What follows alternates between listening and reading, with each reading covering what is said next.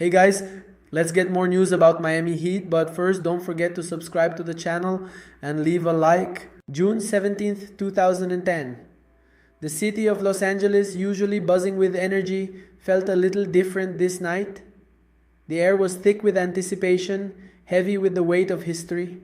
Staples Center stood like a fortress, packed with fans who weren't just there for a game, they were there for something much bigger. This was Game 7 of the NBA Finals, and the stakes higher than ever. On one side, the Los Angeles Lakers. On the other, the Boston Celtics. Two legends, two philosophies, and a rivalry that had shaped the NBA for decades. The Celtics had already done the unthinkable in 2008, humbling the Lakers with a brutal 39-point blowout.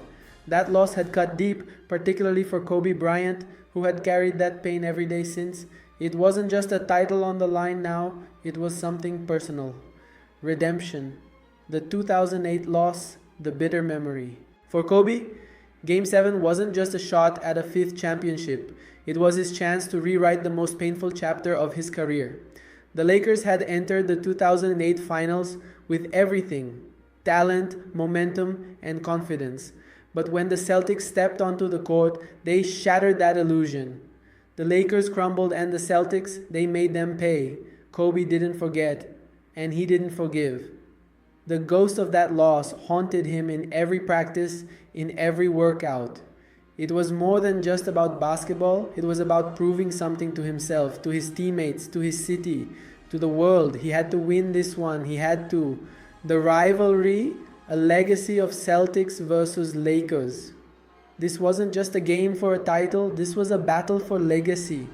The Celtics and Lakers had been fighting for supremacy in the NBA for decades. It was more than just basketball. It was culture. It was tradition versus flash, grit versus glamour. Boston had been the team of legends, the team of Bill Russell, Larry Bird, Paul Pierce, a history of dominance, winning championships with sheer willpower, defense, and teamwork. The Lakers, on the other hand, were the team of Magic Johnson, Kareem Abdul-Jabbar, and now Kobe Bryant. They were the team of Hollywood, of Showtime basketball, the ones who made the game look effortless. And yet, in 2008, it was the Celtics who reigned supreme. It was time for the Lakers to rise again. Building to Game 7, the struggle. As the 2010 finals unfolded, it was clear.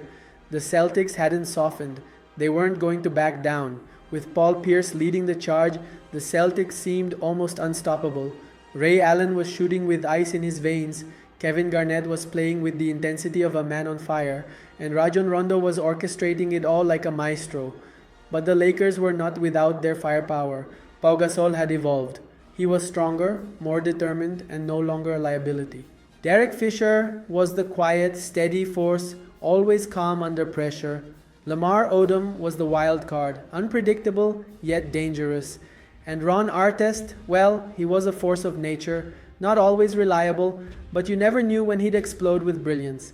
Despite their talent, it was clear the Celtics were still the team to beat, and they knew it. They fought tooth and nail, pushing the Lakers to the edge. It wasn't just about basketball now, it was about heart, and who had the most of it. The game begins, the struggle. The game started in a blur of intensity, with both teams coming out swinging. But Kobe, he wasn't himself. His shot was off, he missed, and missed again. The Lakers felt it. They needed him to be the Mamba, the one who carried them to victory. But for a long stretch in that first half, it looked like it wasn't going to happen. The Celtics built a lead, a 13-point lead. The Staples Center crowd, normally roaring, fell into an uneasy silence. But the Lakers weren't ready to fold. Pau Gasol, ever the warrior, began to chip away at Boston's defense. He fought for every rebound. He fought for every point. And slowly, the Lakers began to claw their way back into the game. The turning point, Gasol and Fisher step up. As the third quarter ticked down, it became clear the game wasn't over yet. The Celtics were still in control, but Gasol's relentless determination was starting to wear them down. His size, his skill, his effort, he wasn't going to let his team go down without a fight. And then it was Derek Fisher, always calm, always steady, who stepped up. With the shot clock winding down and the game on the edge, he hit a huge three-pointer that shifted the momentum. The crowd exploded. The Lakers were back. The hero emerges, Ron Artest's moment. As the game neared its end, with the Lakers still fighting to hold on to their slim lead, it was Ron Artest, yes Ron Artest, who delivered the unlikeliest of shots. The ball found him on the three-point line. The seconds ticked away. Kobe, despite his struggles, trusted him. Artest took the shot, and he made it. 3 points, the Lakers had the lead. Staples Center erupted in pure ecstasy. It wasn't just a shot, it was redemption for Artest, a player who had been through so much, who had battled his own demons. This was his moment, and he had delivered. The final moments, Kobe's resolve. But the Celtics weren't done yet. Rondo hit a three. Pierce made a jumper. The game tightened again, but there was no denying it. The momentum had shifted. The Lakers were now on the edge of victory. With seconds remaining, the ball was in Kobe Bryant's hands. It was his turn. His turn to end the story. To finish what he had started 2 years ago, he stepped up to the free throw line. One shot, two shots. Both sunk. The game was over. The Lakers were champions. 83-79. The series was theirs. Kobe had done it. He had redeemed himself. Kobe's legacy, the end of an era. As the final buzzer sounded, Kobe dropped to his knees at center court. He was exhausted. He had given everything. The pain of 2008 had been buried. The ghosts were gone. He had won. It wasn't his best game on paper, but it didn't matter. He had played with heart, with grit. He had been the leader, the one who carried the Lakers through the darkest moments. And in doing so, he had cemented his legacy as one of the greatest of all time. Kobe Bryant had done what no one thought possible. He had risen from the ashes of defeat and led his team to glory. That night, his fifth championship felt like the most important of all. Because it wasn't just a title, it was redemption. Conclusion, champions aren't born, they're made. And so, with the Lakers' victory, a dynasty was affirmed and Kobe's place in basketball history was solidified.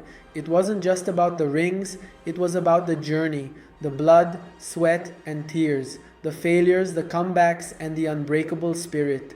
The Celtics had been beaten, and Kobe Bryant had finally claimed what had been denied to him. Game 7, 2010, the night when everything changed, the night the Lakers were crowned champions once again. Because champions aren't born, they're made through struggle, through pain, through redemption.